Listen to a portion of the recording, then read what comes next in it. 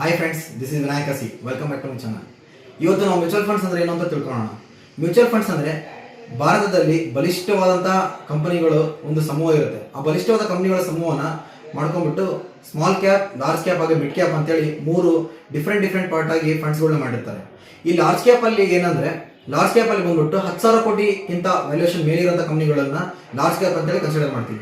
Like Tata motors ಆಗಲಿ, ರಿಲಯನ್ಸ್ ಆಗಲಿ, ಅಥವಾ ಇನ್ಫೋಸಿಸ್ ಆಗಲಿ, ವಿಪ್ರೋ ಆಗಲಿ, ಈ ತರ ಕಂಪನಿಗಳೆಲ್ಲ ಲಾರ್ಜ್ ಕ್ಯಾಪ್ಗಳಾಗಿ ಆಗಿರ್ತವೆ.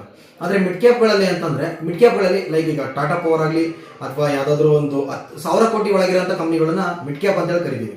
ಸೊ ಇದ್ರನ್ನು ಕೂಡ ಒಂದು ಫಂಡ್ ಆಗಿ ಮಾಡಿರ್ತಾರೆ. ಇದ್ರ ಜೊತೆಗೆ ಸ್ಮಾಲ್ ಕ್ಯಾಪ್ಸ್ ಅಂತೇಳಿ ಇರ್ತವೆ. ಅವೆಲ್ಲ ಬಂದ್ಬಿಟ್ಟು ಬಿಲೋ 100 ಕ್ರೋರ್ಸ್ ಇರ್ತವೆ. ಆದರೆ ಆ ಸ್ಮಾಲ್ ಕ್ಯಾಪ್ಸ್ಗಳು ಇವತ್ತಿನ ಸ್ಮಾಲ್ ಕ್ಯಾಪ್ ನಾಳೆ ಮಿಡ್ ಕ್ಯಾಪ್ ಆಗ್ತವೆ, ನಾಳೆ ಮಿಡ್ ಕ್ಯಾಪ್ ಮತ್ತೆ ಇನ್ ಕೆಲವೊಂದು ವರ್ಷದಲ್ಲಿ ಲಾರ್ಜ್ ಕ್ಯಾಪ್ ಆಗಿ ಕನ್ವರ್ಟ್ ಆಗ್ತವೆ. ಸೊ ಈ ರೀತಿ ಡೈವರ್ಟ್ ಆಗ್ತಾ ಹೋಗ್ತಾ ಫಂಡ್ಸ್.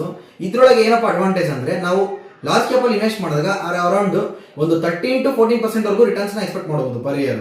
ಆದ್ರೆ ಪ್ರತಿ ವರ್ಷ ಇಷ್ಟೇ ಪರ್ಸೆಂಟ್ ರಿಟರ್ನ್ಸ್ ಬರುತ್ತಾ ಅದನ್ನ ಹೇಳಕ್ಕಾಗಲ್ಲ.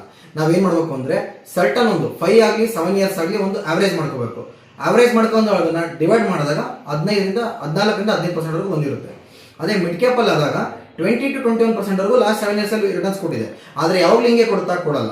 ಯಾಕಂದ್ರೆ ಲಾಸ್ಟ್ 70 ಇಯರ್ಸ್ ಡಾಟಾ ಏನ್ ಹೇಳುತ್ತೆ ಅಂದ್ರೆ, ಇಂಡಿಯಾದ್ದು ಬಂದ್ಬಿಟ್ಟು ಮ್ಯೂಚುವಲ್ ಫಂಡ್ಸ್ ಅಲ್ಲಿ ಅರೌಂಡ್ 15% ಅಂತೂ ಪರ್ ಆನಮ್ ಬಂದಿದೆ.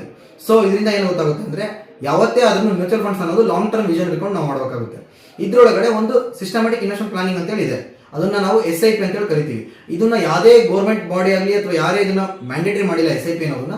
ಆದ್ರೆ ನಾವು ಆ ರೀತಿ ಒಂದು SIP ಅನ್ನೋ ಒಂದು ಮೋಡಲ್ಲಿ ಇನ್ವೆಸ್ಟ್ ಮಾಡ್ತಾ ಹೋದಾಗ ನಮಗೆ ಒಂದು ಒಳ್ಳೆ ರಿಟರ್ನ್ಸ್ ಕೂಡ ಬರುತ್ತೆ ಮುಂದೆ. ಸೊ ನಾವು ಯಾವಾಗಲೂ ಮ್ಯೂಚುವಲ್ ಫಂಡ್ಸ್ ಅಲ್ಲಿ ನಮ್ಮ ಮಕ್ಕಳಿಗಾಗಲಿ ಅಥವಾ ಅವ್ರ ಎಜುಕೇಶನ್ ಪರ್ಪಸ್ ಆಗಲಿ ಅಥವಾ ಅವ್ರ ಮ್ಯಾರೇಜಿಗೋಸ್ಕರ ಆದ್ರೂ ಫಂಡ್ಸ್ ಅನ್ನ ನೋಡ್ಕೊಂಡು ಇನ್ವೆಸ್ಟ್ ಮಾಡಬೇಕು. ಸೊ ಇದರಲ್ಲಿ ಈ ವಿಡಿಯೋ ನಾವು ತಿಳ್ಕೊಳ್ಳೋಣ. Thank you.